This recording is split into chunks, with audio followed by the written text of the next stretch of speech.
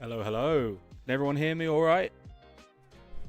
Welcome back, guys. This is our third live stream. Happy Saturday to everybody. Hello. So, we've got 3 viewers. Hell yeah. Welcome, guys.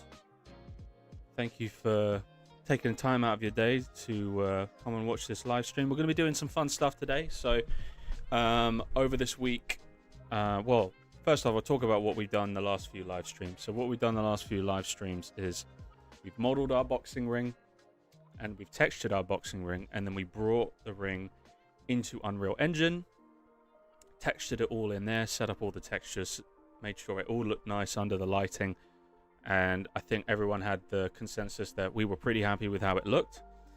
Hello, mate. How you doing? Hello, hello. But yeah, so we are going to be cleaning up motion capture today. So earlier this week, I got in my Rococo motion capture suit. Shout out to Rococo.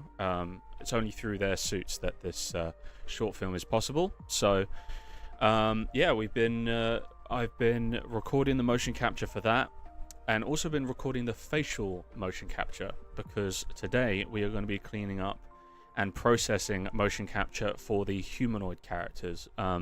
I said in a earlier stream, I think it was in the first stream, I might have said it, but this film is going to open with a kind of a sequence of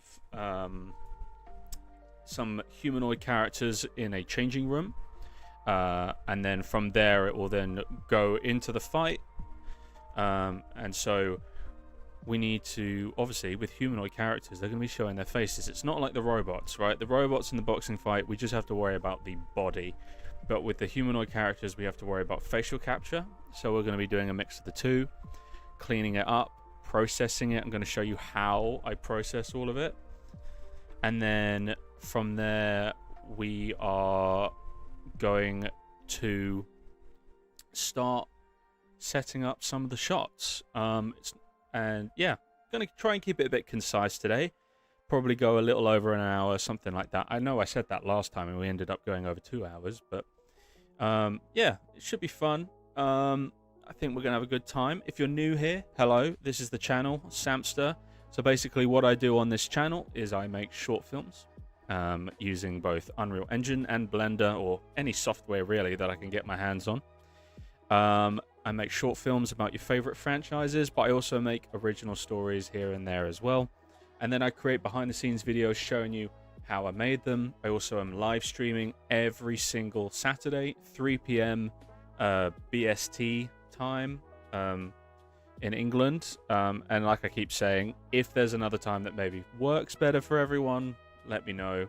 I'm sure we can figure something out. But yeah, that's the plan for today. That's what we're going to be doing today. It's going to be a lot of fun.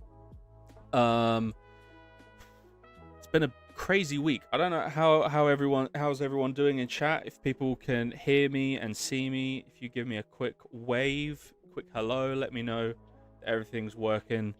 I don't want to be talking to no one, but yeah, there's a bug. Oh, mate, how'd you get in here?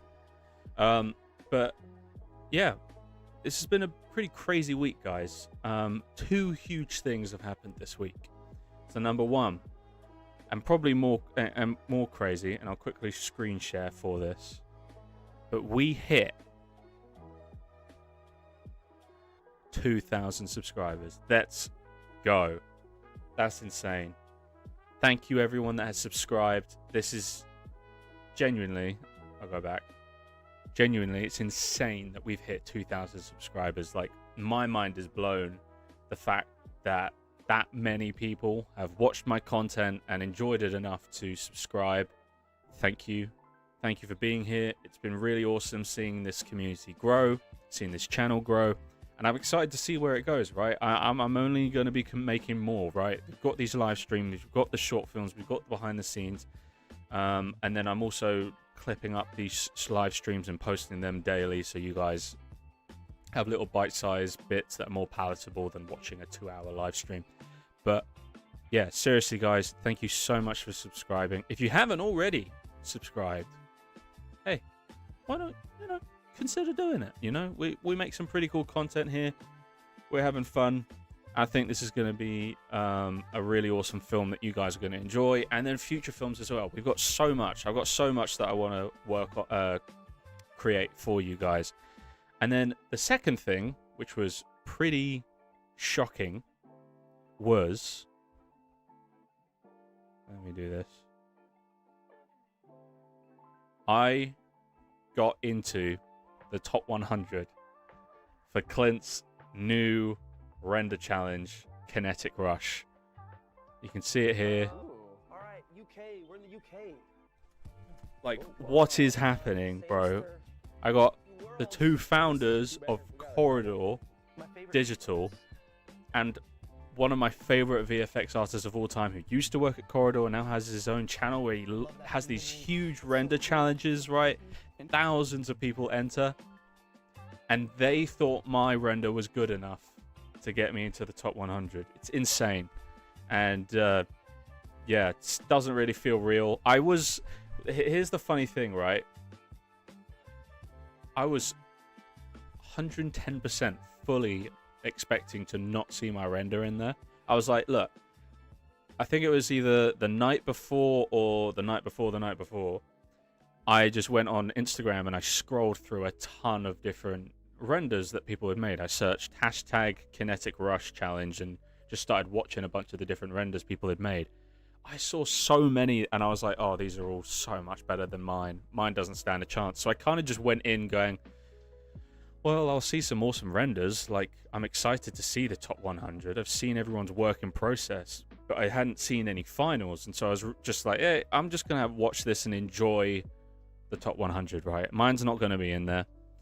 And then all of a sudden, mine pops up on the screen and they're saying Samster and they're complimenting the work. And yeah, it was crazy. Really awesome. And yeah, so Clint, Nico, Sam, thank you so much for considering my render to be good enough to be in the top 100. It was awesome to get your feedback and compliments. It meant the world.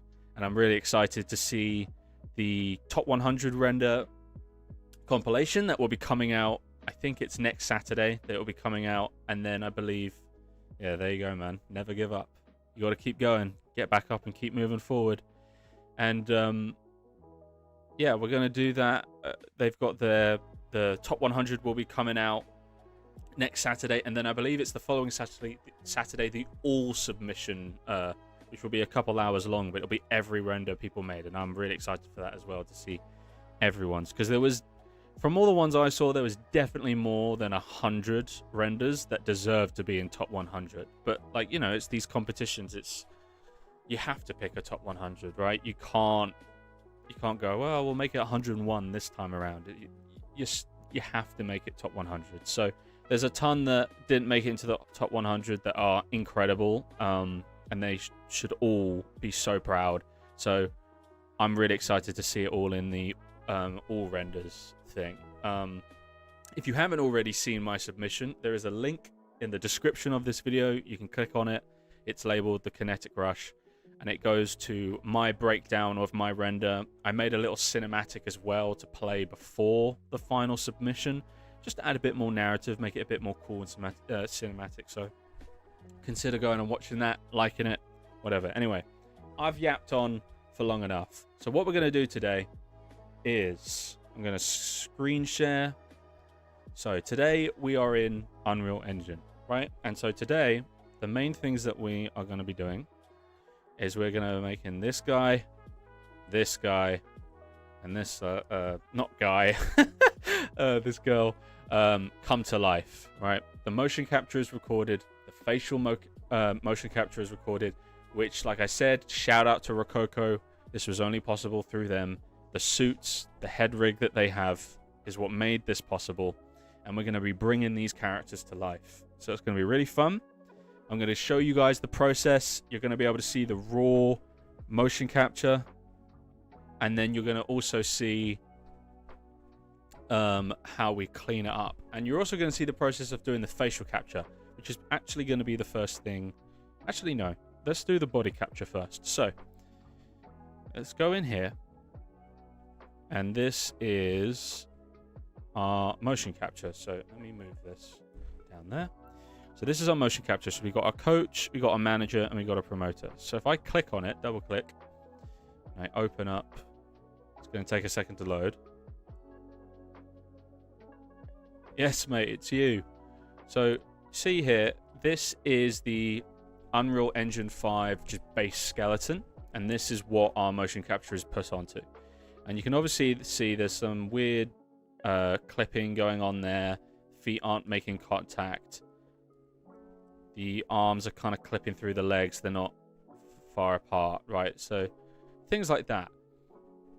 And this is all stuff we're going to clean up. But this is our base animation. It's ready to go. So what we have to do is we have to put it on these people, right? So this is what we're going to do. That's all there. That's always going to be there. So what we're going to do here, we're going to create a new folder. We're going to call it sequence. And then we're going to create a folder called changing. Oh, no, that's not how you spell it. Changing room. So we've got changing room. And then, because there's going to be a sequence in the changing room that is before the fight, and there's going to be a changing room sequence after the fight. So we'll put after. And it's really important, guys, that we organize everything. It can get, especially in a software like Unreal, where, I mean, you can see the UI is not, like, I love Unreal Engine, but the UI is not the best designed, right? It's very word heavy. It's not always easy to navigate. So it's really important that you label everything accordingly, organize everything accordingly inside your project file so nothing gets confusing, because otherwise you're just going to be looking around going, where is this? So you want to label everything. So we're going to go before, and then here we're going to go to we're going to right click and go to cinematics, and we're going to create a level sequence, and we're going to call it changing room opening. And we're also going to add, hang on, 01 to it. And so we're going to have multiple different sequences, and these are where all our animations will be. And this will be for different shots. And we're going to label them all accordingly, and then also put a number, so that I can come into this project file at any time, and I can look at the number and go, okay, what is the order of these shots? Because you don't want to get that wrong and then end up rendering something in the wrong order, and then, yeah, it can get very tedious, right? So here we go. We're inside, but we obviously don't have a camera, right? There's nothing playing, so we need to give it a camera. But first, we're going to change this to 24 frames per second. The reason why we change it to 24 frames per second is because that is typical for film and TV. With video games, you would more be 30 or 60, but 24 frames per second gives that filmic look. So we're going to hit track, and we're going to go here. And then what we're going to do is we're going to type in camera. We've got two cameras here. I can't remember which one is the correct one. Let's see. Okay, this is not the correct one. So that is, so we're going to track. So it's not cinema camera. So it's cinema camera 2. Yes, there we go. And then, so we got our camera. Oh, weird behind the scenes. So we've got our camera here, right? There's our camera. And if we want to snap into the view to look through the camera, we just click this. Look at that. You can look through our camera. There's Adam. There's the coach. Now, when we click this view, this is giving us what it's going to look like straight out of the editor, right? And so you'll notice I can't move. So what I have to do is I have to click this. Now I'm specifically looking at this camera, and now I can look around, and I hold down right click and I can look around. And then you can use the WASD keys to kind of fly around, right? And I can control the location of things. But we don't have to worry about the location of the camera just yet. We've got to get our animations in, and then once our animations are set up and the blocking is set up, then we start setting up the cameras. But we want to make sure everything else is right first. And that's what today is about. Getting the MoCap ready. So we've got our coach. So we're going to hit track. And the reason I've selected him is because when, if I don't select him, I have to scroll through and try and find him. But if you click on the thing you want to add in and you hit track, go to actor to sequence, look, it's right there at the top. So I can just click on it. It'll take a second because these are very high res models. I've got the highest res versions of the metahumans here because, you know, we want the best detail. All right, there you go. And this is our metahuman with our rig, right? And this is the rig that we can move him around, right? We can go in here and we can see that. I can move the facial rig around and he dynamically does that in real time. And he looks really photoreal, right? But I just think that's awesome. Anyway, this is what we're going to do. We are not hand animating, so we don't need this stuff. So I'm going to delete the rig and I'm going to delete the facial rig because we don't need them right now because we are using motion capture. Hand animating, if you want to go down that trail, go for it. I hate hand animation though. So we're going to go body, animation, and then I'm going to search coach. Huh. Why doesn't coach appear? Well, that's because something very bizarre, which I don't know why this is standard in Unreal. Thank you, dude. Thank you. I appreciate it. Thank you. Yeah, it feels crazy that I was considered top 100. I was saying earlier, I went into that live stream, watching that live stream 110%, just not expecting mine at all. I had seen so many good entries. I was like, yeah, mine's not good enough. It's not getting into top 100. And so it was so awesome to actually then see it in the top 100 and see Sam and Nico and Clint all compliment my work and then give me some awesome constructive feedback. It was insane, man. Feels like a dream. But hey, if I'm dreaming, don't wake me up. So this is what's quite frustrating, is for some reason, metahumans aren't automatically told, hey, any animations that are using the Unreal Engine 5 skeletal rig, you can use them. For some reason it doesn't. I don't know why. Maybe someone in chat or someone watching this after the live will know. I don't understand why, but hey, it is what it is. Thank you, bro. I appreciate it. Thank you. Yeah, it was a confidence boost as well, I think. I was a bit uncertain. Don't worry, dude.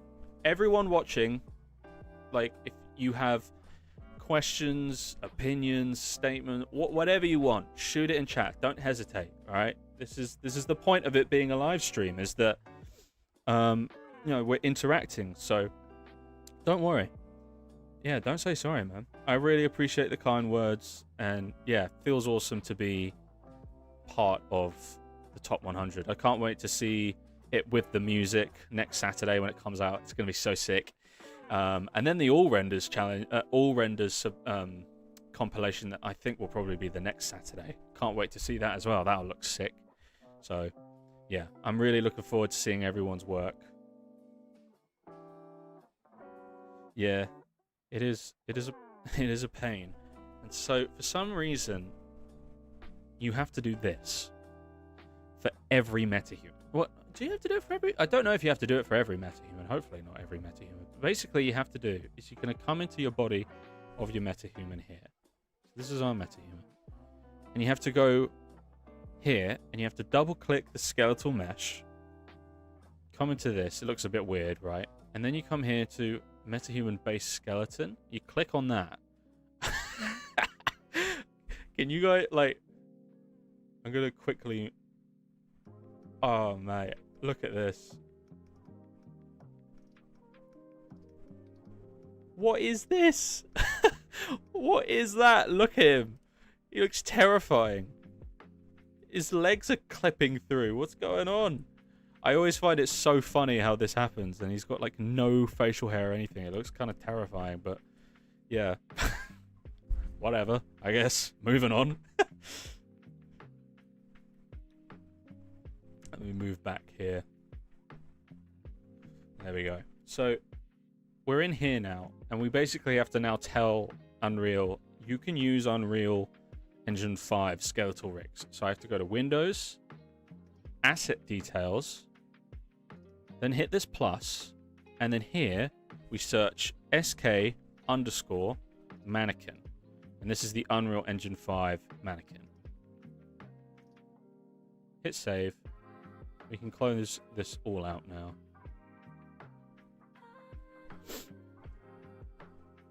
And then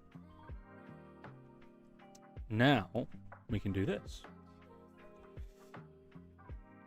I go body, animation.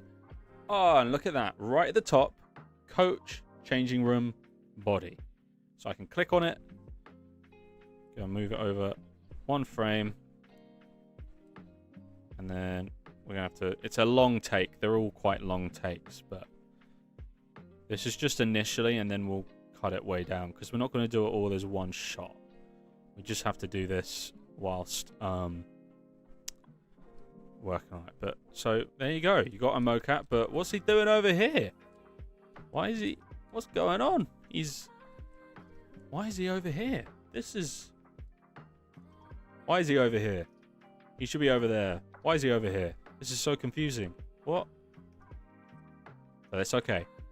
Basically, it's using the origin of the metahuman before, and then it's mixing that with the origin from the Rococo data. So that's why it looks strange, right? But it's looking good. It's just things like the shoulders are a bit weird. The head looks a bit weird. There's obviously no facial capture. But where's the rig, guys? Where's the rig? I can't see the rig anywhere, right? It's disappeared. Well, it's okay. So here we do. Here we do. This is what we're going to do. You come here to your body. You click on the body. You right click. And it says bake to control rig. So you go here. And you go metahuman underscore control rig. I hit this and just some stuff comes up. But you just hit create. And it's going to take a second because it's a long sequence. But basically what it's going to do is it's going to bake that animation, the raw animation. It's going to bake it onto the control rig. Right? It's doing it right now. But it's going to bake it down onto the control rig. And then from there, we can add additional animations on top to clean up things like the shoulders, the hands clipping through each other. Maybe foot placement isn't right. Maybe there's too much swaying. I know there's this weird thing happening right now with Rococo where when you try and record a walking cycle and you use the foot locks, for some reason it causes this weird like up and down, up and down, up and down kind of movement, which is kind of frustrating, and you have to go in and clean it up manually. Hopefully they fix it soon. But if you don't use the foot locks, you don't have that problem. But then obviously without the foot locks, it starts to like slip and slide all over the place. So I find that it's so let me shrink this. So now look at that. Now he's got the rig, but the problem is, so now we come down here and we go additive. So you got this whole thing, additive. Now let's go to the bit where he's sitting down. Okay, so that's where he's sitting. So let's move him over. We want him to be basically tinkering. The whole point is like he's tinkering, he's working on Atom, he's cleaning up his, I don't know, whatever, but yes. Yeah, so that's a good question. So does the data from the MoCap suit usually always need some adjustments? 100%. No matter what motion capture suit you get, you are always going to be doing this. You're always going to be cleaning stuff up. There's like, and some of that comes down to interference when you're recording, but some of it also comes down to the proportions of your character. They're not the same as you, right? It's kind of funny when you ask someone who doesn't like know anything about the film world, and like let's say Gollum, for example, that's probably one of the most famous examples, or like Planet of the Apes and stuff. People think, oh, well, they're in a motion capture suit, so you just take that data, click, drag, and drop it, right? And then it's just on your character. It's like, no. Every single shot you have ever seen where the director or the VFX supervisor says MoCap was used, an animator worked on it. It's never just raw, because raw motion capture, there's always problems. Always. We're just like, even the most advanced motion capture out there, the most expensive motion capture out there, like Avatar, the most recent Avatar, has a lot of cleanup. So much cleanup.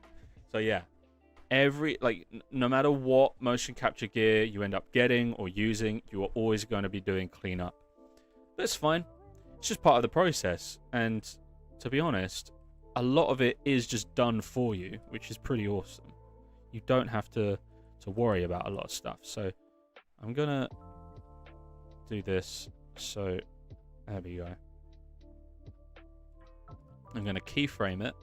So then let's go back here. See how it looks like? It looks like he's tinkering on him now. It looks like he's like working on Atom. So I like that. I like how it looks. So but obviously right now he's levitating.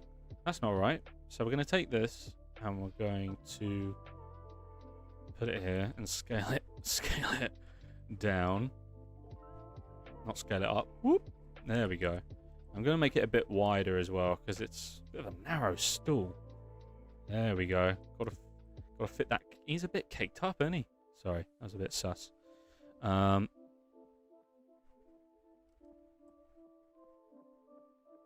we go.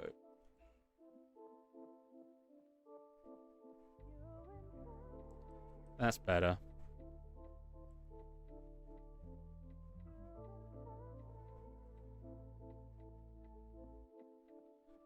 See? Oh, it's... Oh, okay. No. I understand what's happened there. I accidentally put a keyframe on the stool, and that's why it snapped. So that's... No, I don't want that. Bloody glitches. There we go. That's what we want. Bring that in. Bring that a bit shorter. There we go. Just, I mean, it's a bit clipping through him, but here's a bit. And this is the other side of it, guys. It's just the tediousness of it. But we can clean up in his mocap as well. We can adjust things. So like here. Ah, see?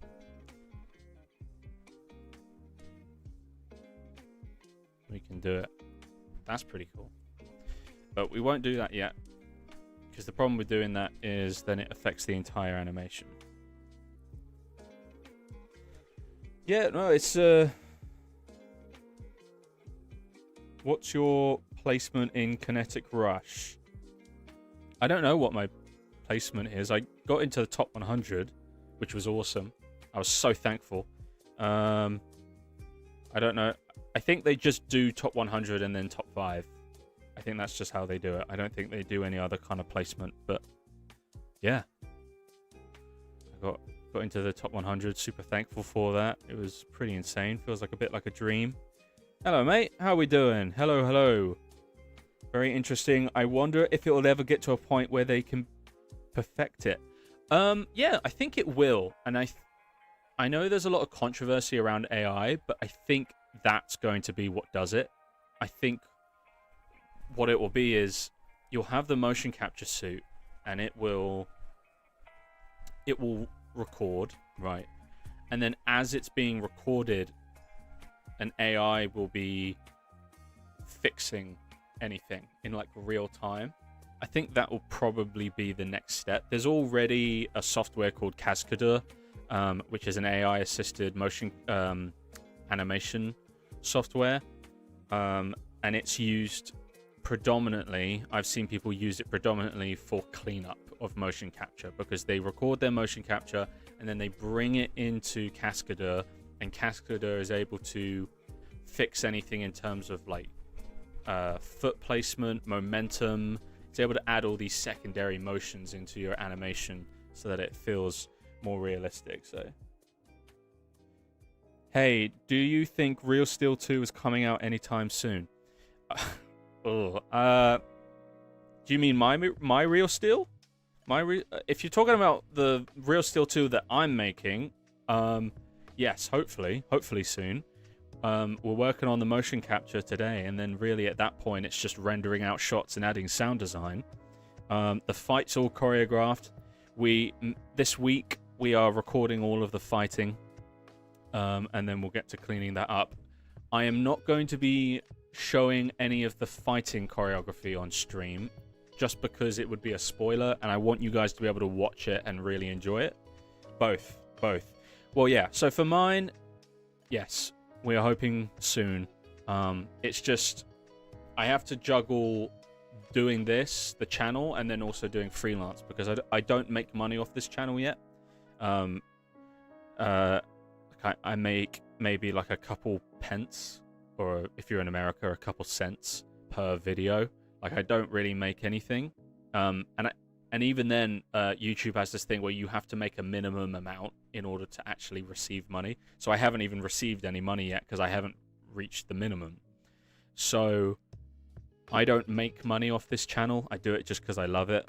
And so when I go through times where I need to focus on making some money, I have to. So that's why it's taking longer, because I'm having to take time to do freelance to make a bit of money on the side and just try and stay afloat financially until this channel's big enough that this can be what I make money from, and then I can really crank up the content, right? And I can make things a lot quicker. In terms of an official Real Steel 2, I don't know, man. I don't know. I know there's rumors, but it's staying as rumors from what I'm seeing. But I mean, if they come up with a cool concept, it'd be pretty sick. Thank you, man. Oh yeah, I loved this film. I loved Real Steel when I was a kid. I loved it, and I'm very passionate about boxing myself. I've had a couple boxing fights. I've been training boxing since I was 18 years old. I'm 23 now. To be fair, about a year and a half of that was lockdown, so I didn't really get any better in that year and a half. So it's not a pure 5 years experience, but I really love the sport. I'm really passionate about the sport. And so that's why I loved the Real Steel movie. And I was like, hey, I go on YouTube. There's not a lot of Real Steel short films out there. And I'm like, what if I applied what I know about Unreal Engine and VFX and filmmaking and was able to make something pretty cool? So this is what I'm doing here. Trying to just make something for the fans to enjoy, really. That's the aim here. It's not like actually linked to the plot of Real Steel 2. It's just Real Steel 2 because it's the second Real Steel short film I've made. But I think you guys are going to really enjoy it. The fight is based off of a actual fight that happened a couple years ago. It's a well-known fight in the heavyweight division because it was very back and forth. It was a proper war. Very exciting. I watched it live and I was on the edge of my seat the whole time. Well, I wasn't even on the edge of my seat. I was jumping up and down. It was so crazy and back and forth. You thought 1 second one guy was going to win, the other second someone else was going to win. So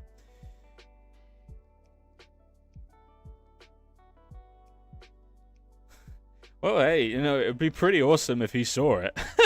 It would be pretty insane, actually. You know, maybe if it gets enough hype and people share the video around and comment and like and subscribe and stuff, maybe it gets enough hype and he sees it. But I'm just doing it because I love VFX, I love filmmaking, I love boxing, and I really enjoy the Real Steel film, right? I watched it a lot as a kid. And so I'm just doing it because I love it. I love telling stories, and that is why this channel exists. I love telling stories, and I want to make some stories for you guys using visual effects. So, speaking of telling stories, we've got our motion capture. I'm happy with it. Obviously, we need to clean up stuff, right? There's clipping. I don't know, but last time I checked, arms and hands don't do this. Arms don't phase through your legs and do this weird stuff, right? And also, another problem. Where's the facial capture? He's just kind of staring creepily, right? Well, we've done our facial capture. It's here. So this is what we're going to do. We're going to come into Content, MetaHumans, MetaHuman Animator, and we're going to come into MetaHuman Animator, and we're going to do a capture data, and we're going to name it Coach Changing Room Before. I'm going to open this bad boy. Oh no, that's the wrong one. Whoops. I always click that one by accident. I always get it wrong. So rename. I'm going to create MetaHuman Animator, MetaHuman Performance. Sorry guys. 01. I'm going to delete that. Here we go. So we're going to come in here. And what we're going to do is we're going to come here to our footage. This is our footage. And when you come in here and you select your footage, you've got Coach Changing Room Facial. All right, well, I guess that's it. So I'm going to click on it. And hey, look, it's me looking like an absolute crazy person. Let me move my camera down a bit.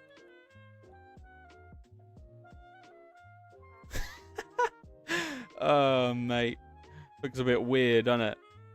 But yeah, there I am, guys.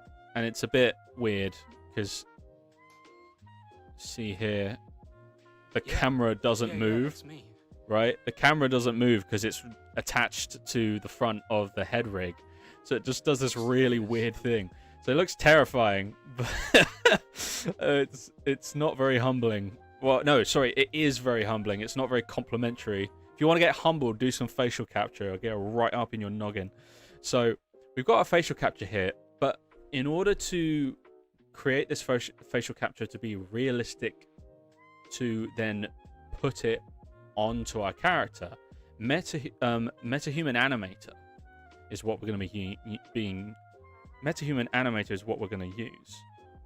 And what we need to do is we need to create a MetaHuman identity that Unreal Engine can use as the base. It has to know what I look like. Yeah, exactly. The ones with the infrared make you look even worse. Because, yeah, exactly. It makes you look like a demon. No, it's awful. But, so it's you know, it's not as bad as those ones. They're pretty terrifying. But anyway. And someone else. Yeah, I have a theory of mine that Atom is actually grey. The main base color is bright silver because maybe of the rust. You know, I'm not really. No, I get it. Yeah, I've added a lot of dirt and muck onto him just because it helps him look more real. I used a lot of reference as well to make sure the textures look right. But basically, what we have to do is we have to create a MetaHuman identity. So this is what we're going to do. I'm going to create an identity, and we're going to call it Samster ID, because that's me. We're going to come in here. Cool. It's going to take a second, so this is probably the most tedious bit, but this is why I wanted to focus on this stuff and show you guys how we make it, because it is quite cool seeing how without any because you'll notice in that footage, right, there's no tracking markers. There's no markers on my face, and that's because MetaHuman Animator uses the front-facing camera of your iPhone, and it also uses the depth pass camera on your iPhone. So you know how now there's like facial ID to unlock your phone? It's not just using the normal camera, it's also using the depth pass to actually understand the structure of your face. And so it uses those two combined to create really realistic facial animation without needing any facial trackers. So this is what we have to do, right? We have to create component from footage, and then we got facial calibration. And I look even worse in this one. Get ready, because I've parted my hair to so that you can see my face. It will take a second to load, but essentially we're going to teach MetaHuman Animator what my face looks like, and then from there it's going to be able to look at the facial capture data and combine them. So here we go. Oh, look how terrifying I look.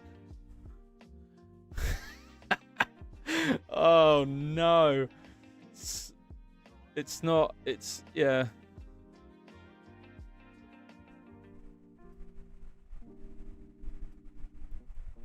Yeah, it's not very complimentary, is it? But I will say this. My hairline is strong. I just got a big head.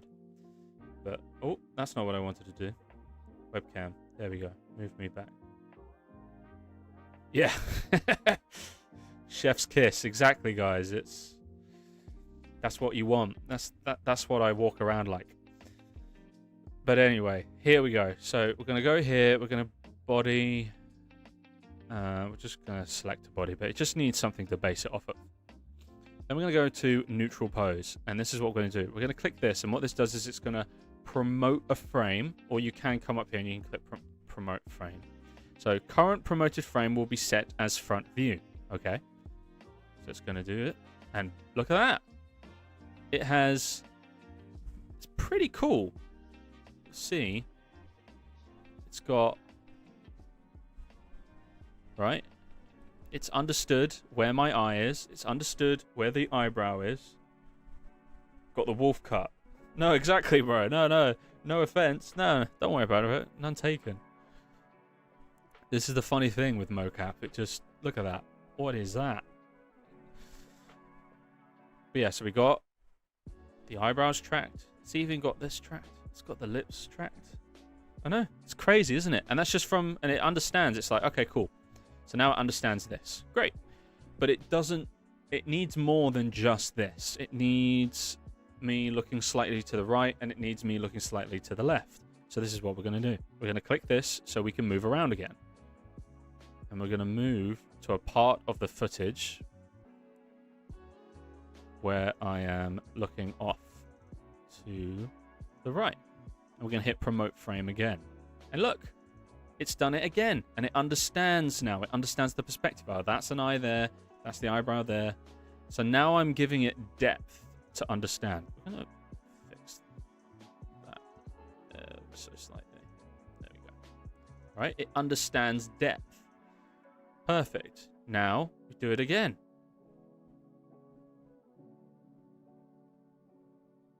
Promote frame. Booyah. Look at that. It's so cool. Look, and it now understands all these different ones, right? So now it understands, okay, this is what he looks like looking at the camera. This is what he looks like to the right. This is what he looks like to the left. So now it has an understanding of my face. It understands depth. So now that it's done that, we hit MetaHuman Identity Solve. And this is where it's going to go, okay, using this data, I want you to create a MetaHuman head that resembles me, so that it can create everything. So we hit MetaHuman Identity Solve. It's going to take a second. But it's really cool. And basically what it's doing right now is it's using the 3 frames I just promoted, and it's going to create a MetaHuman head that looks like mine. And then from there, it can understand, oh, okay, this is what. So now, check this out, guys. This is really cool. Look at that. That's my head. And then, that's my MetaHuman. And look, it's matched. It's even understood that this is a beard and that my chin kind of starts there. It's even understood that. It's not been confused by the beard. But look how accurate it is. See, look how accurate that is. That is so cool. I just find that so cool. I find it so insane that it can do that. So now that we got this, we're going to hit mesh to metahuman. Yeah, shame it doesn't pull textures. That would be awesome. If it was able to actually look at photos and pull textures, that would be sick. Maybe that's a thing that they'll work on, you know, but for now, it's okay. And plus, the characters that I'm performing as, none of them look like me. So in this case, it's actually okay that it doesn't pull textures because we're not trying to create a character that looks like me. This is purely for the metahuman animator side, so it can understand what my face looks like, so that when we show it the footage from the head rig, it understands the geometry and can match the animation. So this is what we have to do now. So we have to hit mesh to metahuman, skeletal mesh, and full metahuman. So we click that, and what it's going to do now is it's going to generate an entire body of a metahuman. And that's why you have to make sure that you select a body and select a height. And it's going to create an entire metahuman based off of this head mesh now. It's going to create a body, the head, and this is just so that it understands, okay, this is a metahuman. We've got a metahuman that looks like this, and it's going to rig it effectively, right? And then we're almost done.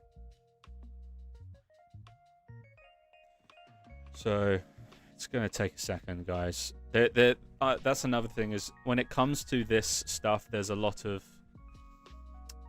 waiting. There's a lot of annoying waiting, but it is pretty awesome how we can prepare it. So boom, there we go. It's done. Let me move this down, scale up a bit. There we go. So cool. Now it's done the mesh to metahuman, right? So now from here we want to add a pose, because we're not done. We now need to let it know what our teeth look like. So we're going to go add pose. Wait, yeah, click poses, add poses, add teeth. Okay.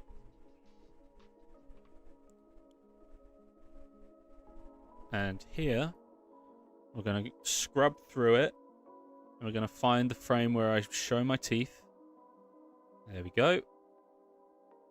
We're going to promote frame. Oh yeah, and look at that. It understands.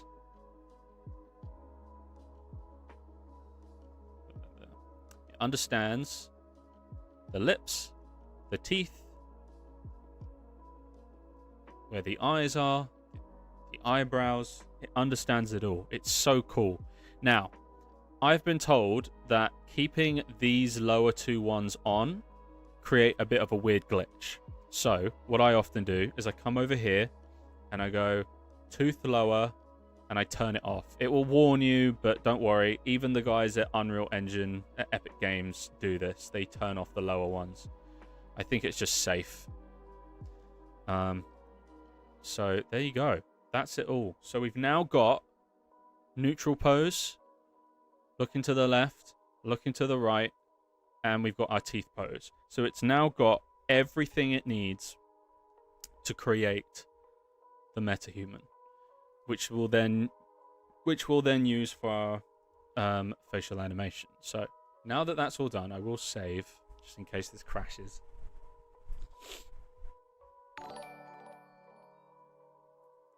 Hey, thank you, bro. Thank you, Sanjeev Kumar, for subscription. Welcome to the community. Yeah, thank you, man. And I said earlier in this, so wait, hang on, let me hit prepare for performance, and then, because this is going to take a second. So I'll go all me for a quick second while it does that, because it's going to take a second to do that. But basically what it's going to do now is it's going to use all those frames that we promoted, and it's going to generate a head rig, which we can then use with the facial mocap, and it's going to be able to generate some pretty realistic looking facial capture. And it's very quick. It doesn't take forever. It's pretty quick. But yeah, I said earlier that thank you for everyone that subscribed, because we hit 2,000 subscribers, which is just insane. Like, I can't wrap my head around that, the fact that we're at 2K now, right? And it's only been a year, right? I started this channel a year ago, where I posted the trailer for Dark World, which is a really big project that I'm working on, and I'm still working on it. Me and my best mate Daniel, we are rewriting the script currently, because the trailer got so much attention. We weren't expecting that. Like, my channel had like 20 subscribers, and I posted the Dark World trailer, and it's got like 700,000 views, and people loved it. And I was like, wow. But what's fun is I look back on it and I kind of cringed, because I'm like, there's a lot that's wrong with it. I've improved so much since I made that trailer.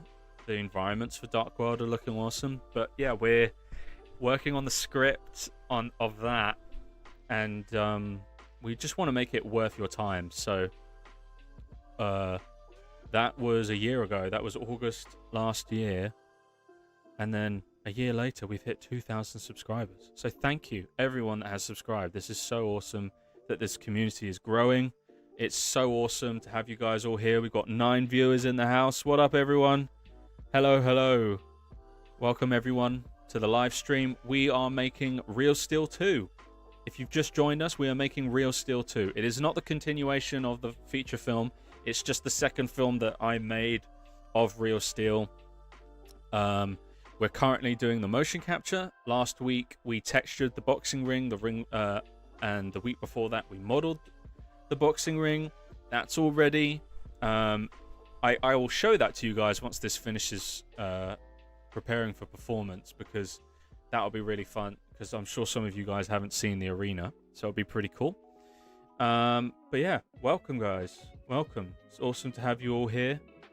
And let's see, can I? No, I can't do that. Okay. It is going to take a while, unfortunately, so yo, what up? Your KINETIC Rush submission was fire. Congrats on top 100. Do I need an iPhone to do this facial mocap? For this specific type of mocap that we're doing, yes. MetaHuman Animator basically requires a depth pass. So as long as you have an iPhone that does Face ID. So if your iPhone, when you try and unlock it, if there's an option where you can use Face ID, you'll be able to use it for because I'm using the Live Link Face app. That's the app that I'm using, because it doesn't just it's not like an AR kit where it's not just using the video footage and trying to figure out where my eyes are and where my eyebrows are. It's using a depth pass, so it's actually understanding the geometry of my face and how the geometry of my face is changing as I'm expressing, as I'm talking, as I'm looking around. And it creates really high fidelity and high quality facial capture.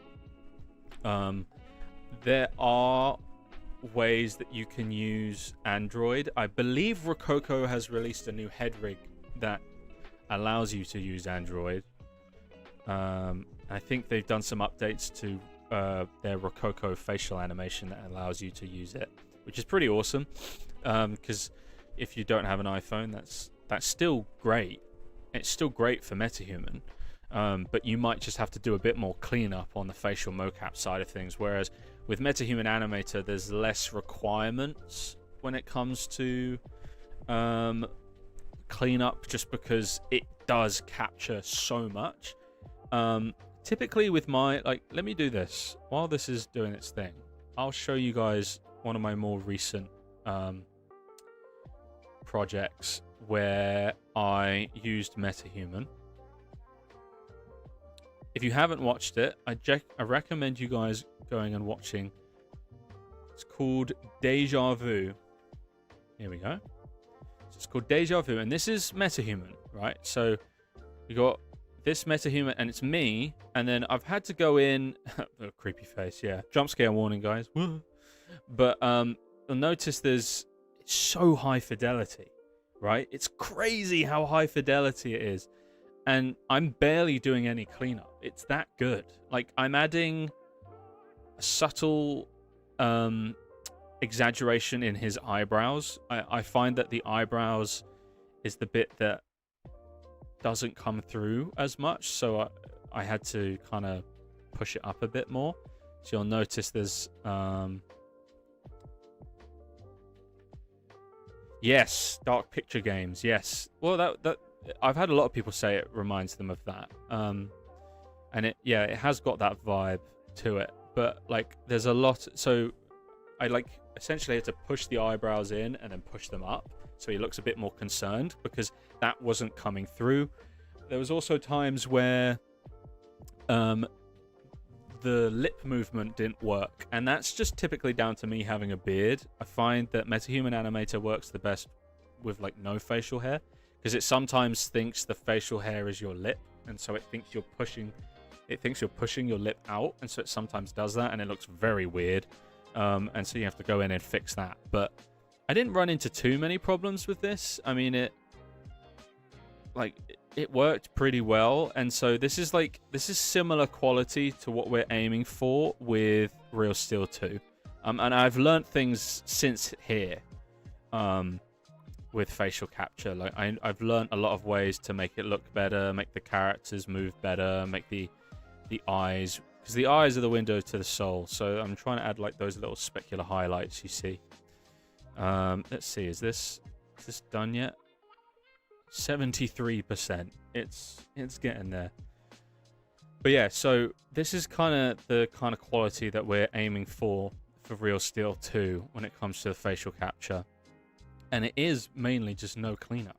And I'm repeating myself, but it is awesome. I recommend you guys like just trying it out. Like even like one of the first things I did is I literally just got my phone in front of my face and I just did a performance. And what's really awesome is that if you do it free range like that, where you just have your phone in front of your face and it's not on a head rig, it can register neck movement, it can register head movement. So you can like record yourself doing a monologue from like your favorite film or something, and then you can put a camera in front and just make sure it's recording from here up, and you'll have the facial movement and the neck movement, and you've got a whole performance. You don't even need a motion capture suit, and you've got a whole sick ass performance. So there's a lot of cool ways to use MetaHuman Animator, to use the LiveLink Face app. So I really recommend it. I use it for MetaHumans. It's only good for MetaHumans. That is the only problem. So if you have characters that aren't MetaHumans, you're going to want to use something like the Rococo facial capture that uses blend shapes, and that's really good as well, and it's affordable. It's not like some crazy stupid price, so I recommend checking them out for that stuff. But I like to stick to this stuff. But yeah, anyway, I'm not trying to like show off and big it all up, but oh, look at that, 92%. We're almost there, guys. We're almost there. We are almost there. And then and the beauty is, once this is done at once, it never has to do it again. We only have to do this once.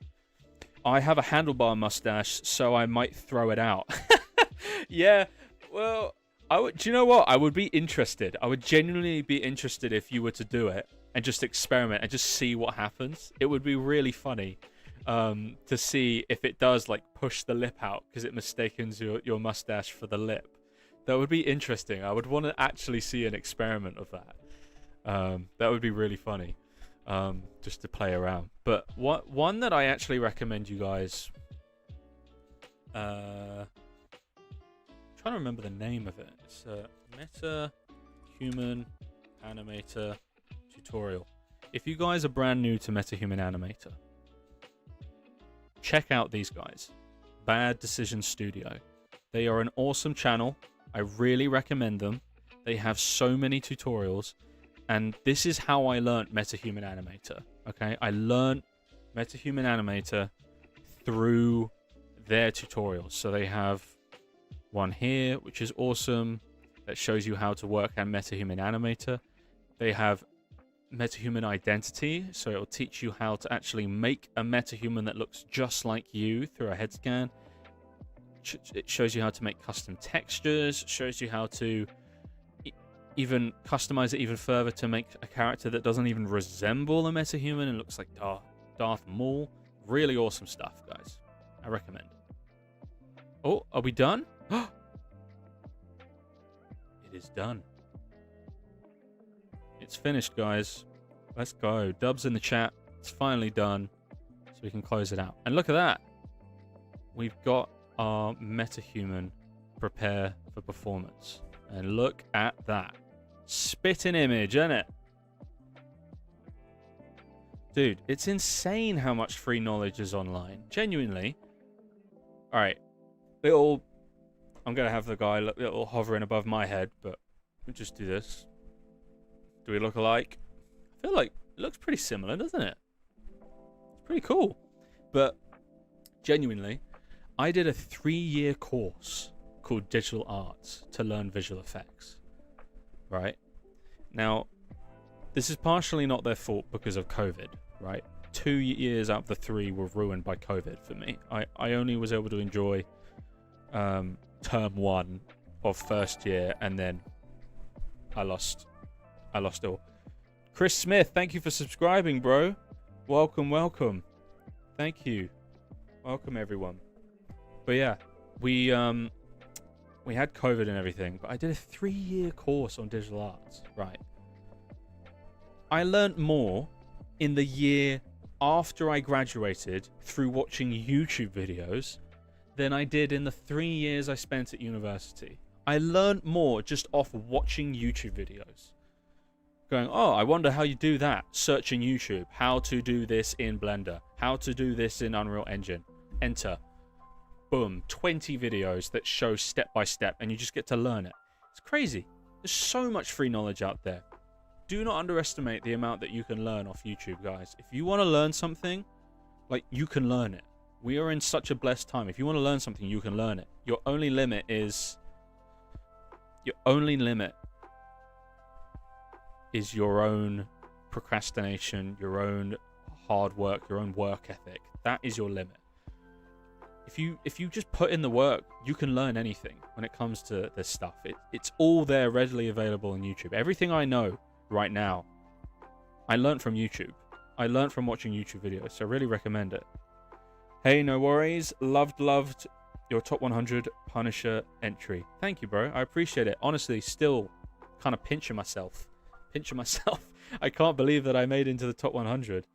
It's insane. But yeah, let's do this, guys. This is going to be fun. So we got that now. So we can come back, right? Oh, we've had to do all of that. So we've come back here. Metahuman identity. And we click Samster ID. So now we've got our facial animation. It's going to take a second to load. Got our facial animation. And we've got the rig, right? So we have to scroll to head movement here. This is the last thing we have to do before hit process. So head movement mode. You don't want this to be transform track. You want to put it on control rig. Okay? I don't know why. I was just always told, and I'm too afraid to do it the other way. I'm going to be honest. I'm honest here on this channel. I don't know why, but I've been told that it's a bit messy when you do it the other way. So this is what I do, and it makes sure that it attaches to the MoCap. So we've got this all ready. Now, you might have noticed right here at the beginning. So I will... Oh, what's going on? Oh, there we go. So you might notice my mouth is open here. You're like, why is your mouth open?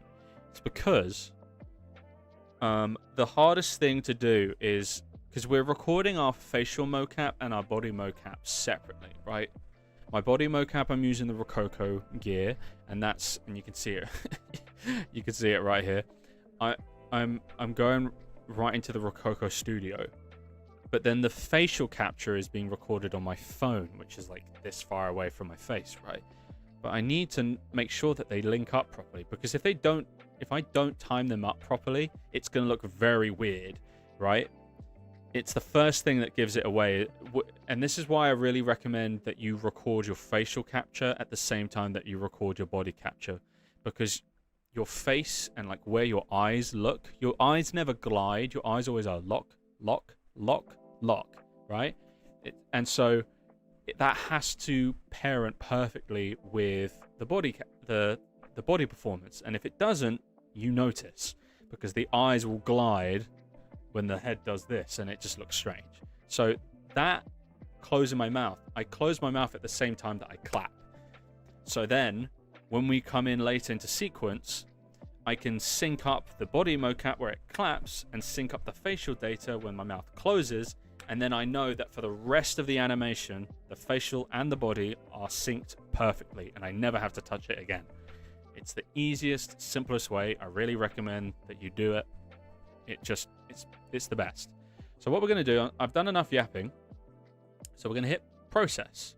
So now it's going to go through the entire facial recording and it's going to do 2 passes. The first pass, which is what it's doing right now, is it's looking at just the video. It's looking at the video, it's looking at the 3D model, and it's making a guess. Okay, he's pulling this expression. Well, that kind of looks like he's pulling this. And so it goes in here and it tries to estimate, right? And that's the first pass.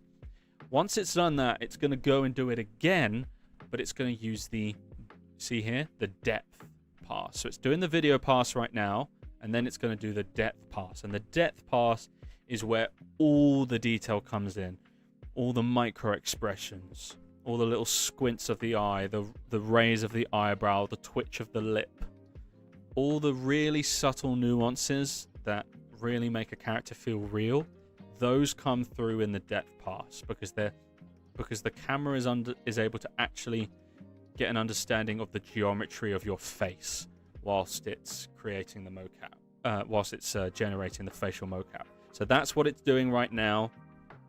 And then once it's finished doing this, we can have a look at it in sequencer, tidy up anything, because there might be some glitches, right? I've had it before where the glare of light will cause like the eyebrow to go crazy, and so that's why all the lights are off. You'll notice all the lights are off except the light that's on my camera, because I didn't want any interference from any lights behind me to mess with the facial capture, because I had done that before and it made the eyebrows go crazy because it couldn't see them anymore because the glare of a lens flare came through and covered my face and you couldn't see it, and it just started panicking. So I'm doing that here. It's working pretty well. I'm pretty happy with it. And this, again, it's not done the depth pass yet, but it's going to do this for the entire thing. Then we're going to bring it into sequencer. Then we're going to clean up stuff because there's probably going to be some bits that where he's shocked or he's happy or he's frustrated. We want to exaggerate those emotions just a little more, right? And key emphasis on just, right? We don't want to do it too much, because you know there's that classic when someone's doing facial capture, they overperform so that the sensors pick up on their facial movement. You see that a lot in the like Until Dawn and stuff like that, where their facial expressions are a bit over the top, and that's not what we're going for. We're going for subtle nuances, right? So that's the goal here. That's the aim. And so we'll go in and fix certain things. But I mean, look, it's picking up my eyebrows. It's not picking up the blinking yet, and that's mainly the depth pass. The depth pass is able to understand the blinking. Right now it's not really getting that. But look, this is just the video pass, and it's pretty good. Yeah, exactly. When they know that they can't express emotion through their face, so they just do this, and they do this whole. It's like, I don't know if you've ever had a conversation with one, but if I was talking to someone and they were doing this all the time, I'd punch them in the face. I'd be like, "Get away from me, you crackhead!" So it is that exaggerated movement to try and convey it, but it's a bit theatrical, right? It's theater, but we want some subtle nuance here because we're already in an uphill battle. This is fully CG. So we don't want to exaggerate things because it's going to make things feel even more fake, right? We're trying, the goal here is, and I'm not even there yet in general, but the goal is to get these short films consistently looking like the cinematic trailers you see for video games. That's what I want to reach. I want to reach that quality, the cinematic trailers that you see for video games. And I'm at good video game level right now. So I'm just below the cinematic look. I feel like I'm at this looks like a good looking video game. That's the level of quality I'm at right now. And I just need to keep pushing myself to reach that next level. And I think that's where stuff will elevate. But if I was to exaggerate the facial expressions too much, it would go right back down to looking like a video game. So we want to keep things subtle and realistic, and things like cinematography and lighting, that's going to be key. And that's going to be stuff we're going to be touching on next week. Next week, we're going to be touching on the crowd, because we obviously need to fill out the arena, right? The arena right now is empty. So we're going to fill out the arena. I'm going to record a bunch of custom MoCap for all the fans going crazy and cheering on Atom and cheering on the other robots, right? So that's going to be fun, bringing that into the scene. That will be a lot quicker than this, because those won't be metahumans. They will be just characters off of Mixamo and stuff like that. Just free human models, because they'll be in the background, in the dark, out of focus. So you don't want to waste time having them be these high-res metahumans. So that would be silly. So that's going to be a lot of fun. And then we're also going to start rendering out shots next week and setting up the cinematic lighting and the cinematography and lens flares and the color correction and all these different things. So it's going to be a lot of fun. And then, to be honest, at that point, it's just rendering out shots. So we'll be on our way, really. We'll be pretty close to getting this thing done.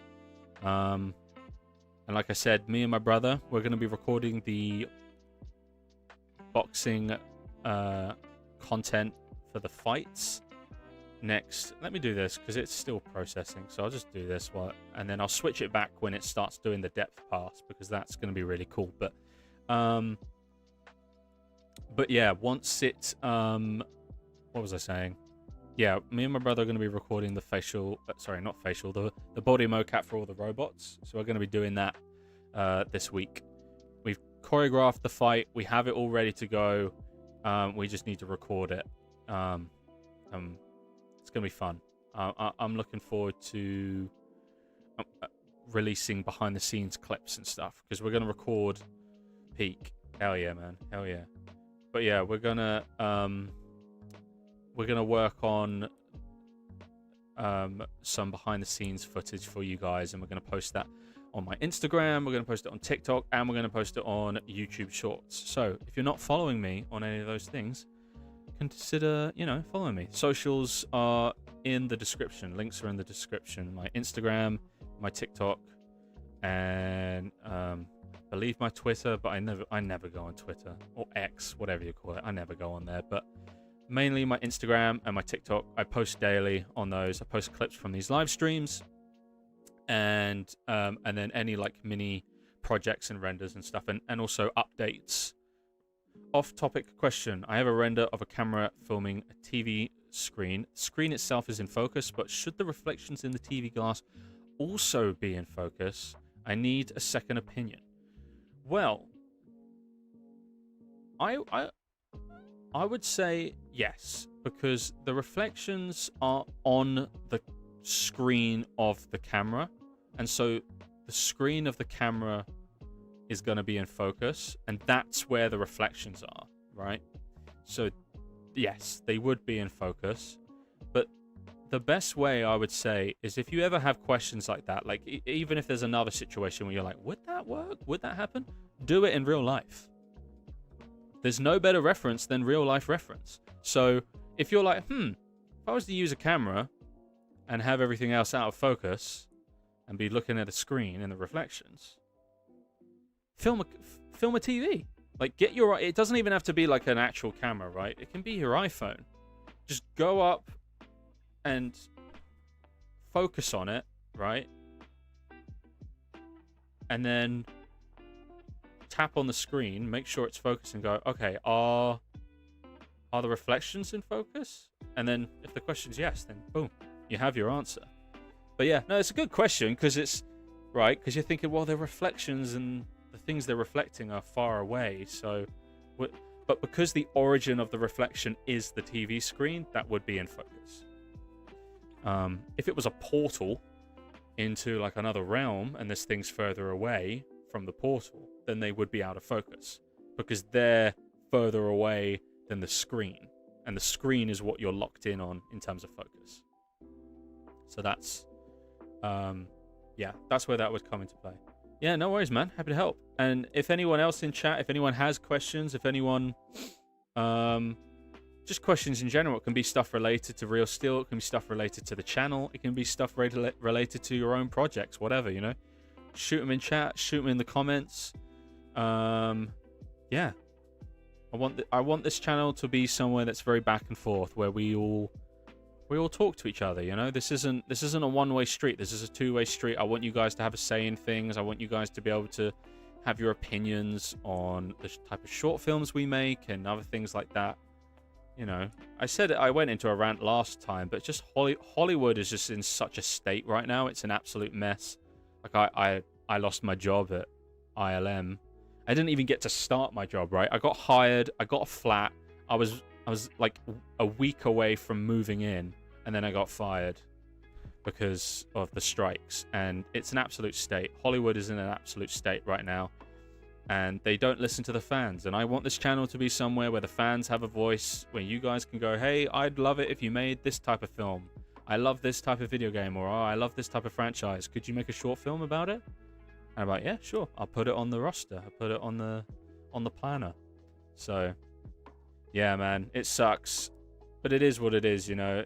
I've come to terms with it that I'm not getting that job back, because they told me that I was going to get the job back, and then they just they never rehired me. So it's like, yeah, makes sense. It's the film industry. It's cold. It's a cold world, guys. But yeah, let me do this. I'm gonna show you guys screen share, and you guys can see now it's doing the depth pass, and you see how much more fidelity is now. Oh, that's horrible. Sorry you lost your job, the one you never started. Yeah, man, it sucks. It was so annoying. I was so excited because it was like my dream to work there as well, and they had brought me on as,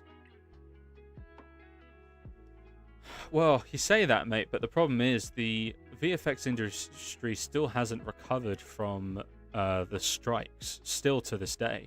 There's people still being fired. Like, I know people at ILM that are still being fired today. A year after the strikes, they are getting fired because not enough work is coming in. And it's because of the billionaires. There's the billionaires at the top of the food chain. They want to keep making their billions, and they don't care how many people they have to fire in order to ensure they keep making their billions.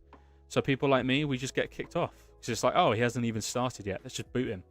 And they did that with so many people. Yeah, it's horrible, but it's the industry, right? It's what the industry has become. So that's why I think we need to put the power back in the indie creators. The indie creators are the ones that are passionate, the creatives who want to create.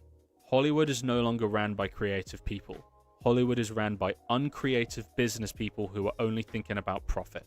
And when you have people like that running a creative industry, you get endless remakes, endless reboots, and endless franchises where there's no ending, right? It's no longer beginning, middle, and end. It's beginning, middle, and it's a beginning again, and a middle, and then a beginning again, and then an end, and a beginning again. Like, and it's just this endless treadmill that's kind of like brain rot. So I want this channel to be somewhere where originality comes back, and you guys have a say in what we make, and you feel like your voice is heard, and all these different things, man. You know. So I'm just using the frustration I have about losing that job and everything. I'm just using that as fuel, and getting into the top 100 of Clint's most recent render challenge. That was really awesome. That built a lot of confidence in myself, because I had no confidence before that. I'll be honest, mate. I had absolutely zero confidence that I was going to be in the top 100. So it was. I was starting to doubt. I was like, am I even good at this stuff? Should I just quit? But it's really reassuring to see that someone as skilled as Clint and people as skilled as Nico and Sam, they saw it and were like, yeah, this is worthy of being in the top 100. And it was very heartwarming and gave me some confidence back. So felt good. Felt good. And I've got a lot of momentum on me right now, I feel like. So yeah, I'm really trying to up my content, and I'm working my butt off to get this Real Steel thing done out. there as soon as possible, because it's shaping up to be a really awesome short film for you guys to enjoy. And then I've got another one after this that I'm working on that's going to be inspired by The Last of Us, which I think you guys are going to love, because I made like a really basic Last of Us short film ages ago, and it wasn't even a short film. It was just a test, because it was my first time ever using metahumans. And so I was like, I'm going to make like a Last of Us inspired short film using this pre-made environment and this pre-made metahuman. And I'm just going to make something really quick and dirty in a day and post it on YouTube just to start learning the workflow. I absolutely loved your intro that you made and everything. Great stuff. Thank you, man. Yeah, I've just figured it would make it a bit more interesting, you know? Like, I know everyone was posting their breakdowns, and I was like, well, how do I make mine stand out? And I was like, I know. I'll make a little cinematic before the submission plays.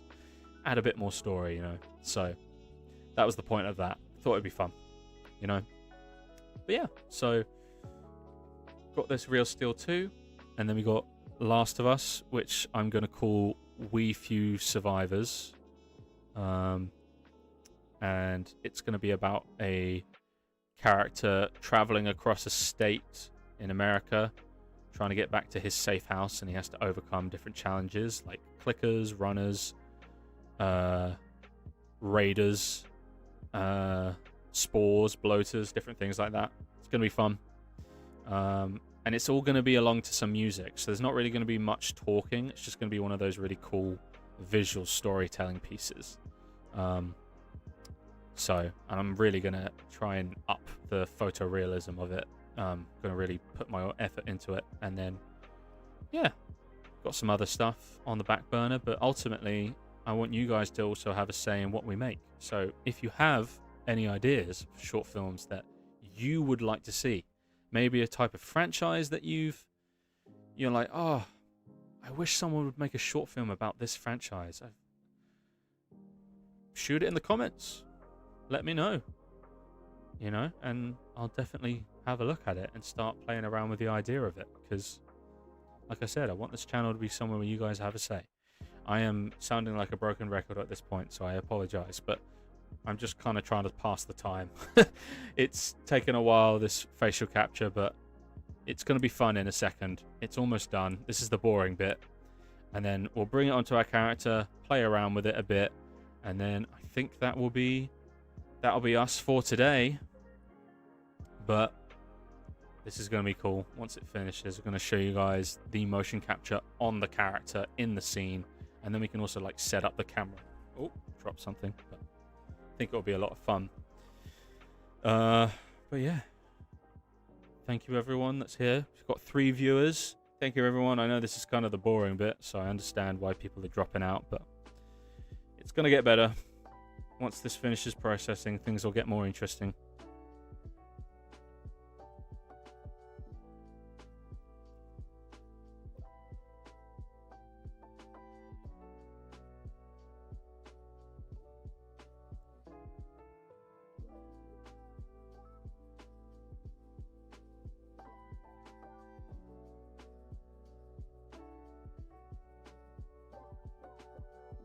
I really appreciate all the kind words you guys are leaving. It's like comments on my breakdowns and stuff. I appreciate it. It's showing the love. I appreciate it a lot. And look at that. It's done. Voila. Et voila. Sweet one.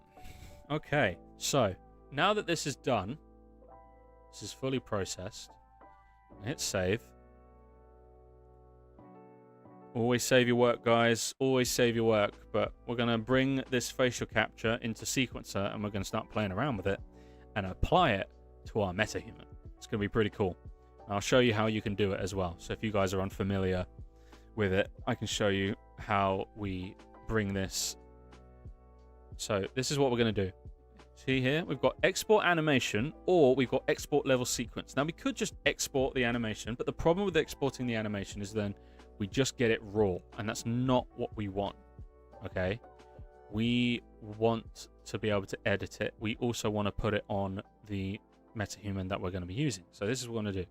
We're going to hit export level sequence, and the normal name is fine because it's coach changing room before I1, and that's why it's important to make sure that you name your performance, metahuman performance. Make sure you name it appropriately so that then the sequence is named appropriately.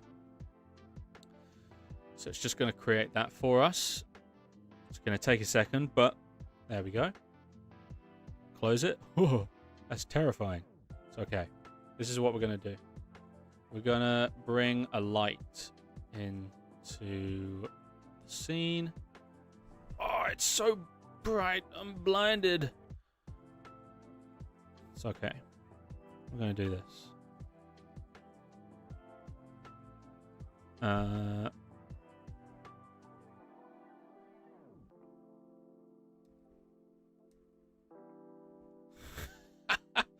It looks so weird.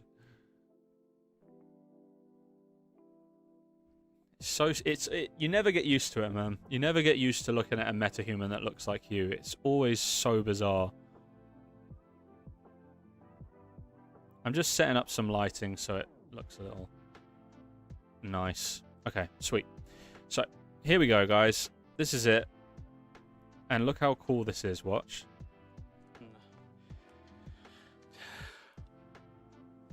Look how good that looks. And that's using an iPhone, guys. Like, wrap your heads around that. This is iPhone footage. There's no tracking markers. It's no crazy rig. Yeah, you look... No, honestly, the weird colors. But yeah, that's me. Look how insane that looks. Like, purely just on an animation level. Look how... Look, it's even capturing the little corner smile I do where my mouth, one side goes up. It's so accurate. It's insane. Right? Yeah. This is him. It's awesome. So impressive. And it's what I love about metahuman. But our metahuman doesn't look like this, right? So we need to change it. So we go here, we select our mesh, and then we go skeletal mesh asset, and this is what we do. We search coach. And there's two. Don't worry about evil coach. We'll just worry about Alex. So. It's so crazy, man. So. This is the rig for... And look, watch. So now, the same motion capture that we were just looking at is applied here. I'm going to zoom in a bit like this, because this is more realistic to how it will be seen. I'm just going to increase this like crazy. But it's pretty crazy. It looks pretty good. What do you guys think? Come on. Now, obviously, because the face looks different, there's some nuances that... Yeah, that's me. There's some nuances that don't come through. And this is where cleanup is going to play. Mr. Davis, I mean, it's a pleasure. So like here... See, it's a little muted.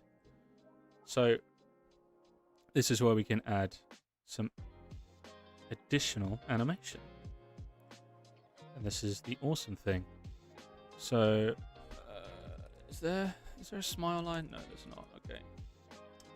Corner to corner.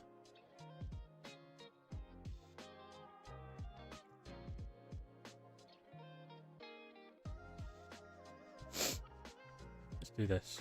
Because look, I can come in and see how I can play around with it. It's pretty awesome. But me. So we're going to put a keyframe there so it stays the same. Oh wait, no. Where is it? Oh, it's here. Keyframe there. Delete that keyframe. Keyframe there. Mr. Davis, I mean...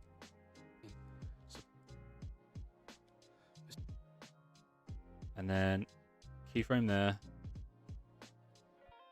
Mr. Davis, I mean, it's a pleasure.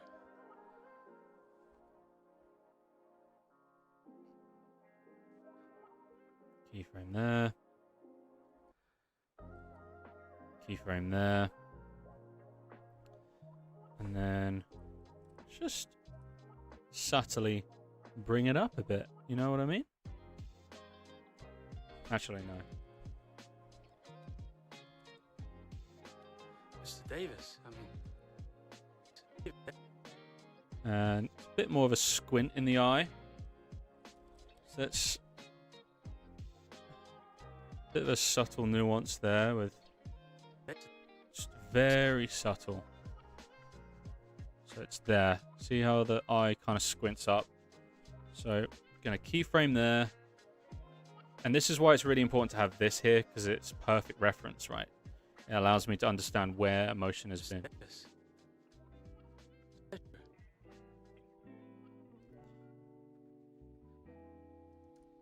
So let's do a bit of a very subtle. Again, it's meant to be very subtle.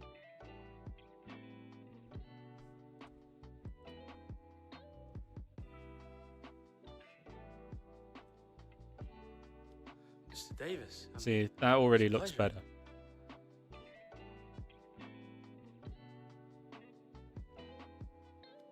Mr. Davis, I mean...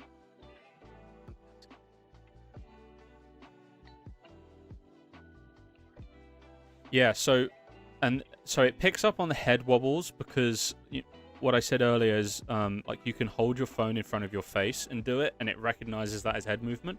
It's doing the same thing here, but don't worry because that all as soon as I put this facial capture onto the body, that disappears, and the Rococo movement will take over. So yeah, it is a bit bizarre here, but it doesn't cross over, which is great because otherwise, yeah, it would be very frustrating for him to be looking like this and his head's doing this at the same time. It would be very annoying. So let's gonna put another keyframe here. There we go. Mr. Davis, I mean, it's a pleasure. That looks better. That looks way better.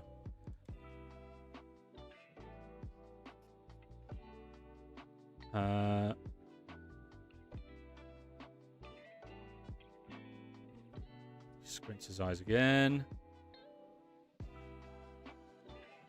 Oh, yeah.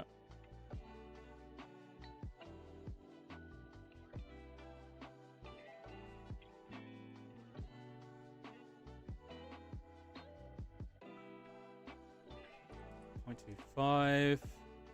Just adds, when it comes to smiling, a genuine smile, your eyes squint, right? You get these little, right here, you get these little things coming in here. So you want to make sure that you do that. So that's what we're doing. That's all we're doing. Just adding a bit of joy. You are a hidden gem, man. Wish you...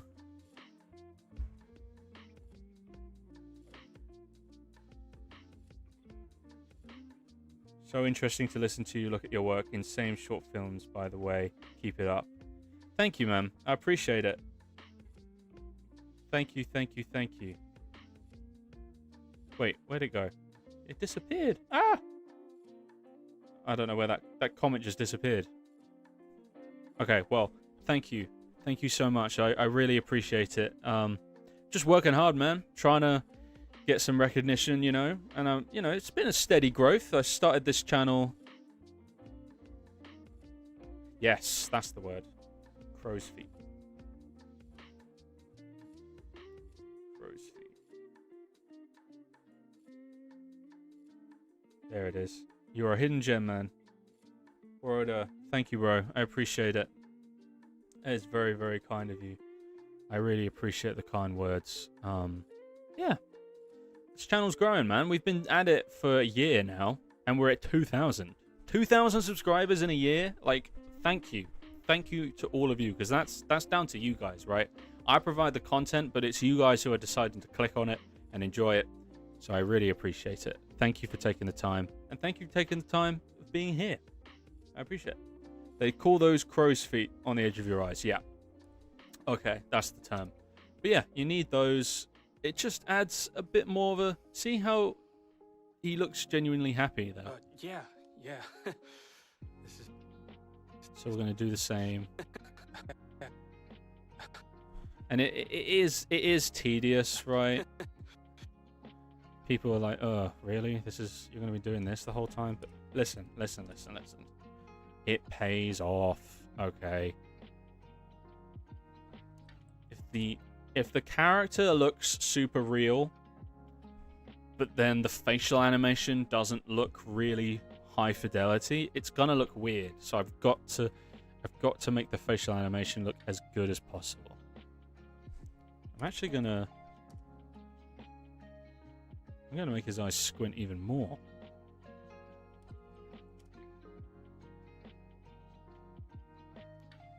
Yeah. This is him.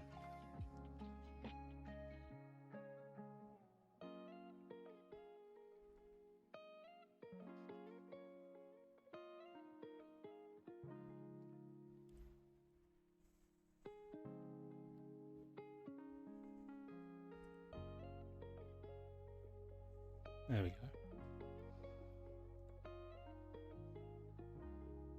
It's looking pretty good. Yeah, well, I mean, his opponents make the same mistake. And I don't mind actually how his mouth is moving. See, it's capturing it pretty well.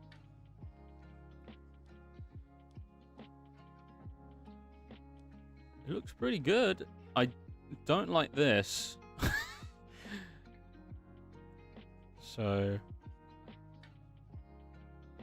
search lips.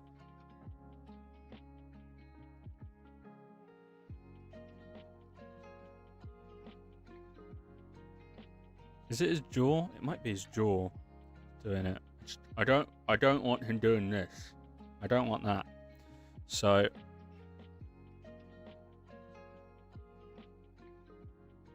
mouth. Trying to find where. No, it'd be jaw.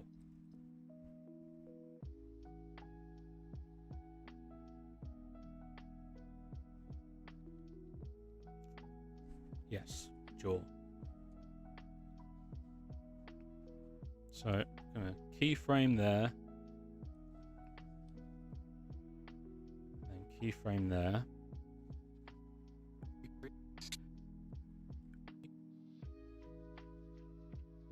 And then there.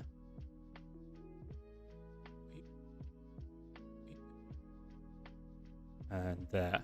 And the reason why I'm doing the keyframes first is because if I was to just move it and then keyframe it, it would apply it to the rest of the animation.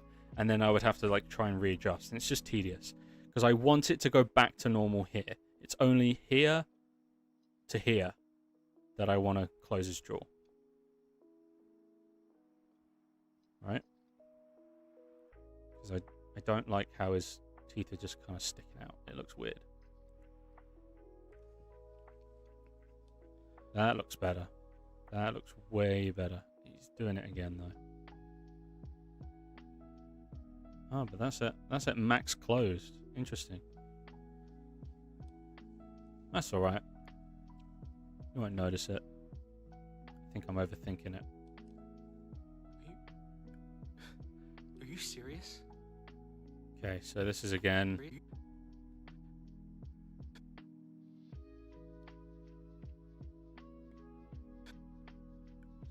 So, corner. Searching up the corner, and then we're going to go right mouth corner. No, that's not it. Corner pull. That's what we want. That's what we want. So we're going to keyframe it. Corner pull. There's that. There we go. That's better. Oh, wait, actually. Whoops. Take your own advice, Sam. Keyframe. What do you do for voices of other characters? Assume you're voicing the main guy. Yeah, so I'm voicing the main guy, and then I'm using a voice changer for the promoter and the manager. But the coach will have my voice, but the other two I'm using voice changers. And it's just because I don't have the budget to hire actors right now, you know?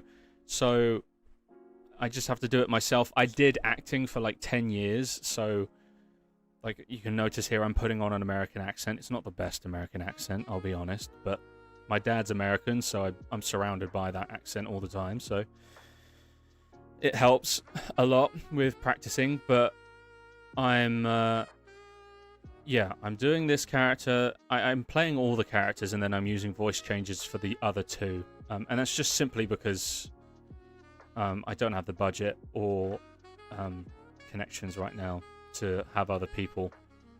As this channel grows, though, I do want to start bringing on actors and stuff, because I want this to be somewhere where I can pay people and provide some jobs, because it's tough out there, you know.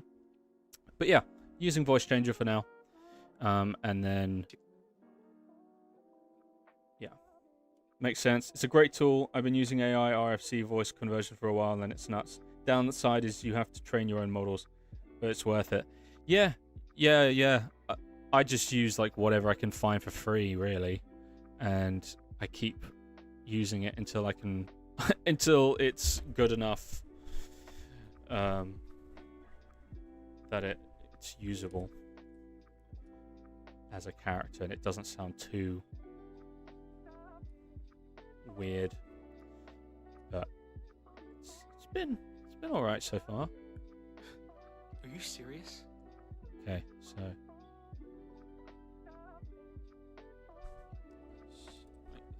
I squint again.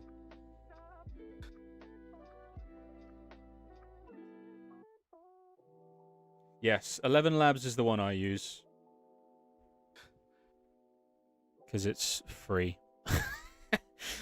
And I'm poor. Which I know people are like, how are you saying you're poor when you have a motion capture suit? I'm like, well, because I didn't buy the motion capture suit. The only reason that I have the motion capture suits that I have is because when I released the trailer for Dark World, and it did so well, it convinced investors, thanks to my best mate, one of my best mates, Daniel, who's helping me make the film. He's helping me rewrite the script right now. Because of him, we were able to convince some investors to give us money to get motion capture suits. And so then, whilst we've been rewriting the script, I've been making all these smaller projects, these short films, to get better at visual effects, so that when we release Dark World, it's as good as we want it to. But yeah, whenever I can save a penny, I try to. So 11 Labs is awesome. It's very useful. I use it all the time. Are you serious?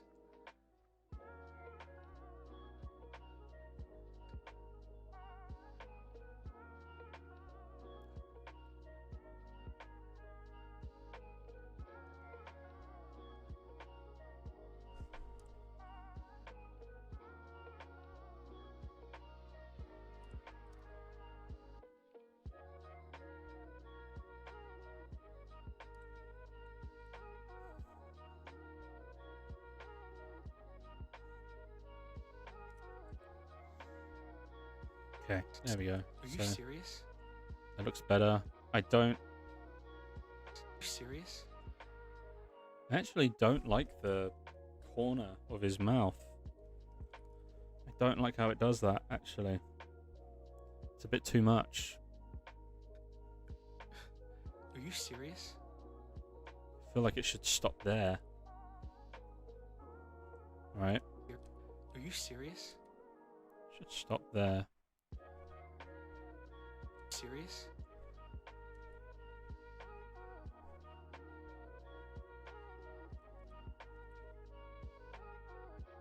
There we go. Are you serious?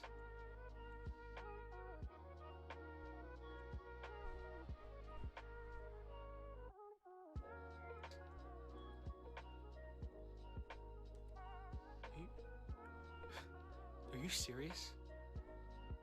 That's better. What? That's... Yes, yeah. That's...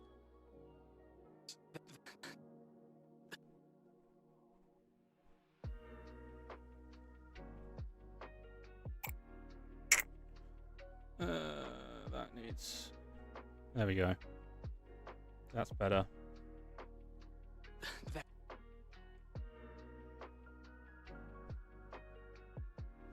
Hey, it's early morning here in Australia, so we'll hit the hay soon. Thanks for a great live stream.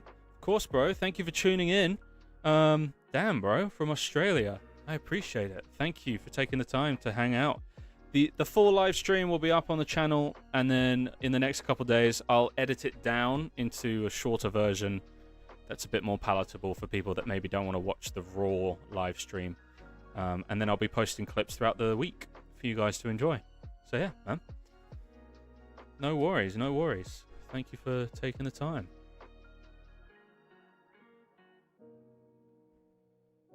Okay. Okay, so here we are going to bring. There we go.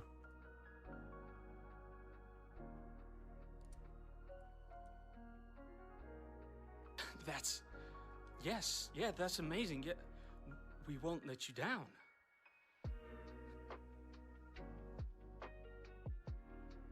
Yeah, man. See you around. Thank you for dropping by. Sleep well. Hope you get a good night's rest. Yes, yeah, that's amazing. Yeah, we won't let you down.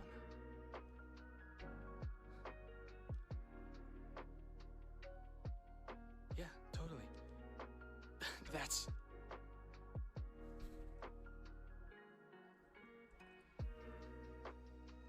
Are you serious? What? That's... Yes, yeah, that's amazing. Yeah, we won't let you down.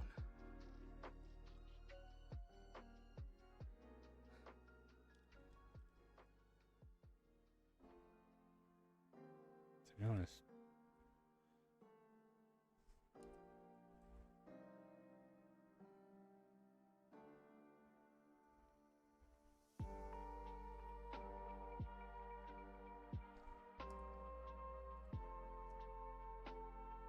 Do that. That's... Yes, yeah, that's amazing. Yeah, we won't let you down. I think we'll leave it there because, again, the focus is the fight. I don't want to, and I don't want you guys just to be staring at me doing this the whole time. Thank you guys so much. The lip. Ooh.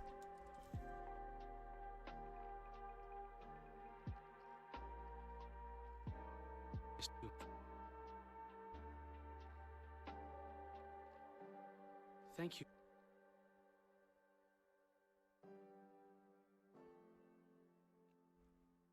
Thank you.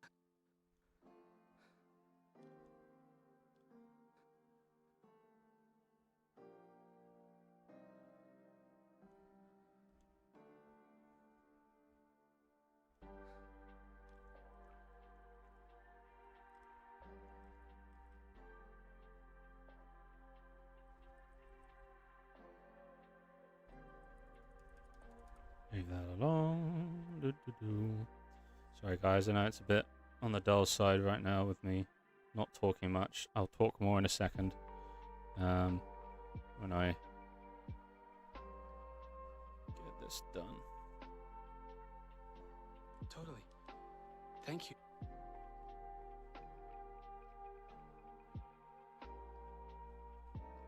Look, totally.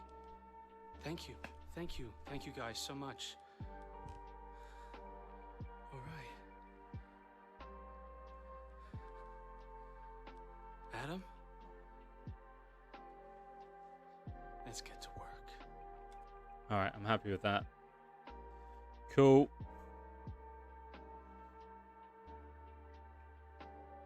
Happy with that. Okay, so this is done now. So this is what we do now. So we've got our cleanup. Let me minimize this. Got our cleanup. We've got our normal. So we're going to click on the ID. So that's this bad boy. And you want to make sure that the face is the face of the metahuman you're going to be using on, because it's going to bake the animation on the dimensions of this character. Okay? So let's Actually, hang on. I want to do one more thing. I just want to see if I can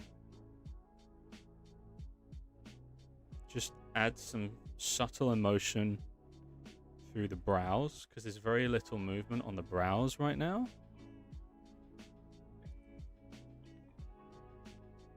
Just want to see.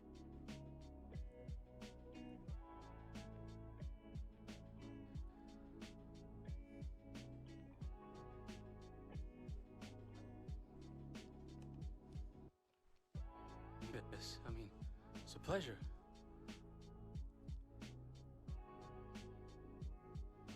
Totally. Thank you. Thank you. Thank you guys so much. Yeah, that looks better. Okay, anyway, so we're going to do this.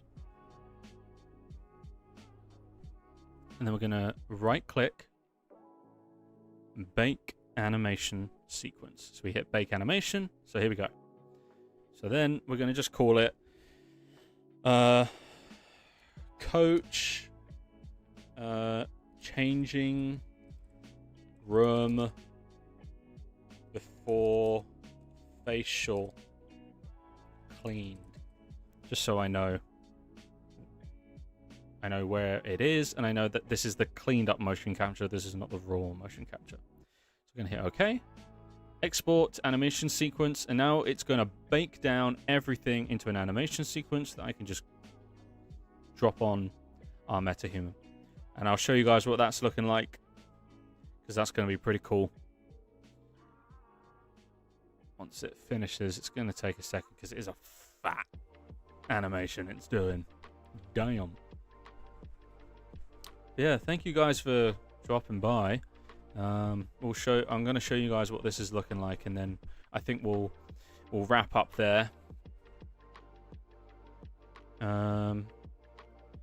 So that's all looking good.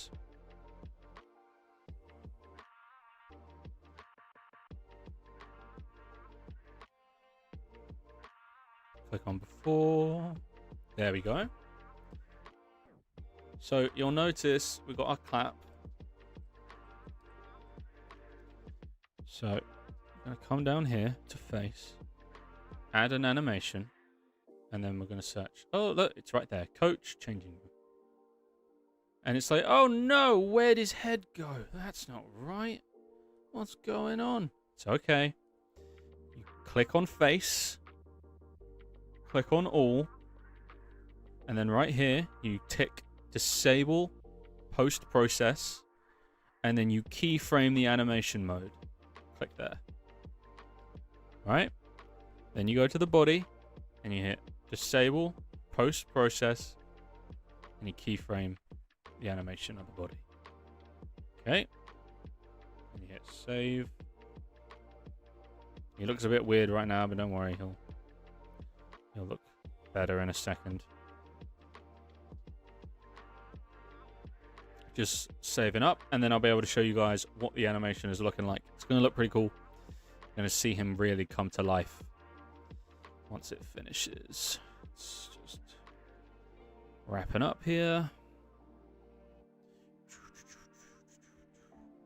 Hello everyone. If you are new, if you've just dropped in and you're new, we are working on a Real Steel short film, and we're just working on the metahumans for this short film. Been showing the process that we're going to be doing, and then once this finishes saving, I'm going to show you guys how we sync up the facial with the body, and then we can have a look at it, and it's going to look pretty cool.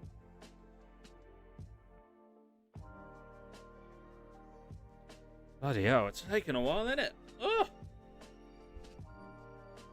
Come on.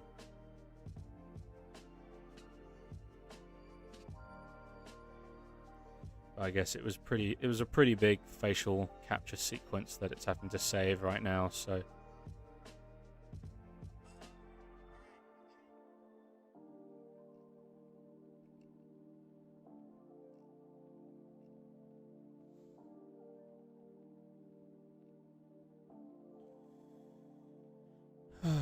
there we go.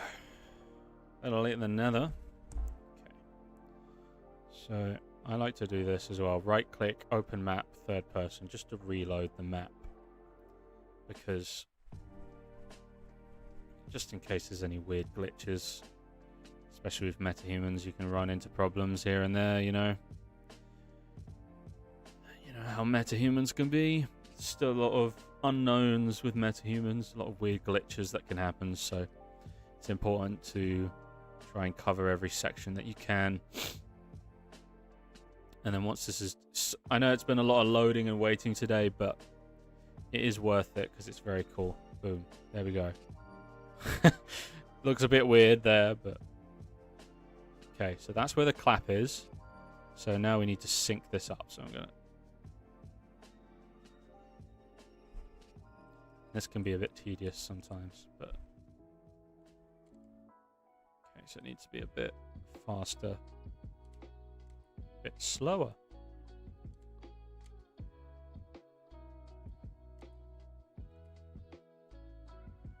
There we go. And then now let's see what this looks like. So he's sitting there. He's sitting there, guys. And let's see what this looks like as he comes out.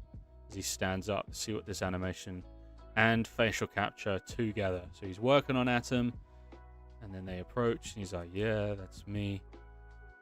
Oh. Looks good. I like all the wrinkles that you can see. Obviously, the lighting is going to be improved massively, shot by shot. But he looks happy. The emotion is better communicated. Yeah. Looks pretty cool, doesn't it? Pretty happy with that. Yeah. Now, obviously, as you can see, there's some weird stuff going on. So this is... We'll do this very quickly. We'll just fix this stuff. And this should be helpful for you guys. But this is typically things that I do to my metahumans to make them look a little better. So first off, the arms are too close. So we're going to turn on this so it snaps the 10 degree. We're not doing it by the world origin. We're doing it by the actual origin. So we're going to raise that 1 keyframe. We're going to turn on our automatic keyframes as well. Turn on that 1. And then we're going to bring the shoulders 1, 2. Keyframe.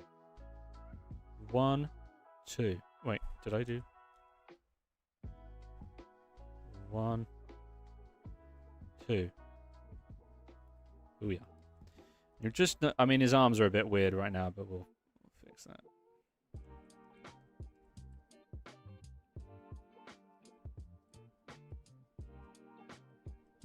Looks a bit like a penguin. That's what we don't want.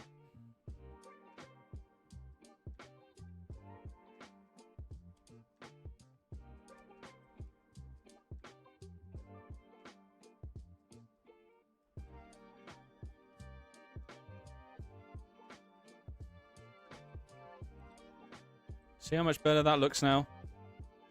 See how much better his shoulders look and just more natural his movement now looks compared to before?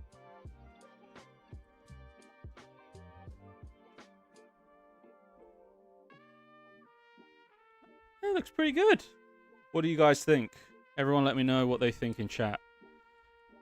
It's looking pretty good, isn't it? I mean, like I said, so his arms look a little better. Well, let's clean this up as well. Might as well. Might as well. Huge difference. Yeah, exactly. It helps a ton. So...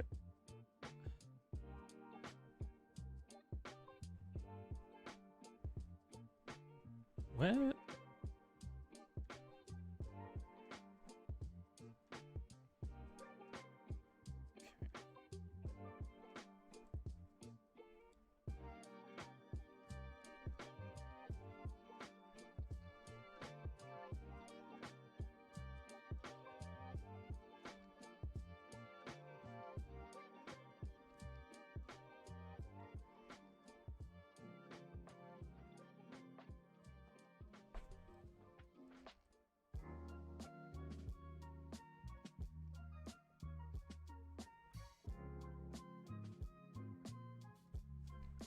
Cool.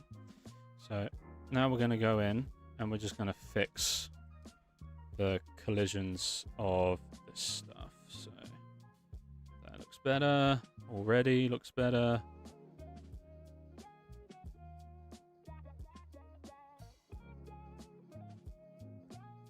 Oh, wrong button.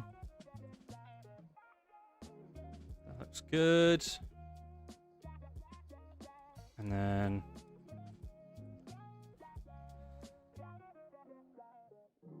do it again. This is where it gets really exciting, guys, making this stuff, because you really start to see it come through and see it come to life, and it's very exciting.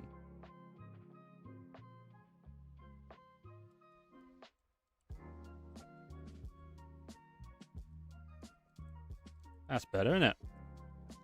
And it won't always be in shot, so it doesn't matter about everything being perfect, but the facial animation looks good. I feel like I can emotionally connect to this character.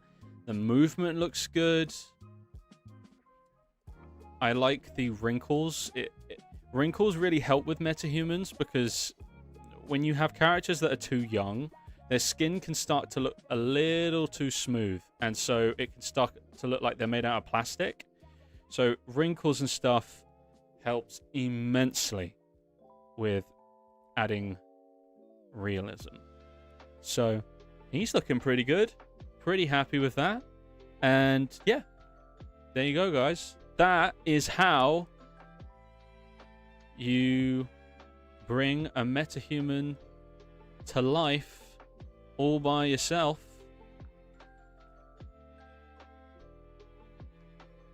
Looks pretty cool. Pretty happy with it. And yeah, thank you, everyone. Thank you for dropping by. I think that's where we'll call it. Thank you, everyone. Thank you for dropping by. We had the most thank you, bro. Really impressive work for one afternoon. I appreciate it, man. And we're not done yet. We've still got the other 2 metahumans to do, right? But I'll do that in my own time, because otherwise this live stream would be going on for 12 hours probably. Well, maybe not that, but who knows? Because once again, I tried to do a 1-hour stream and we've gone over 2 hours. C'est la vie. That is how it is. I guess that's what... Can't help myself, guys. I love VFX. I love filmmaking. Can't pull myself away from the computer. But I hope you guys enjoyed yourselves. I hope you learned something. Hope you had some fun. And yeah, this live stream will be up for anyone that wants to rewatch it. Thank you for everyone that came in to watch it live. I think we had the most people watching live ever, and it's our 3rd live stream. So it's really exciting. I love watching this community grow. I've got big plans for this channel, and I've got big plans for us all to do stuff together, and for this to really be a cool place where the love of filmmaking can be shown. And it's no longer about money. It's no longer about clicks. It's just about telling a good story. That's what this channel's about. And thank you for taking time to join me with this live stream. I will be live next Saturday, the exact same time. We will be working more on the arena. We will be doing more with motion capture, adding in the crowd, going crazy, cheering for the fighters, cheering for the boxers. It's going to be really fun. I think you guys are going to enjoy it. I might even show some teasers with the motion capture for the fight that we record this week. But I'll see, because I don't want to do spoilers. But anyway, thank you. Thank you all for joining. And thank you, bro. Yeah, you too. Everyone, have an incredible rest of your Saturday and the rest of your weekend. And until next Saturday. Wait, hang on. Yeah. Until next Saturday, guys. In a bit, lads.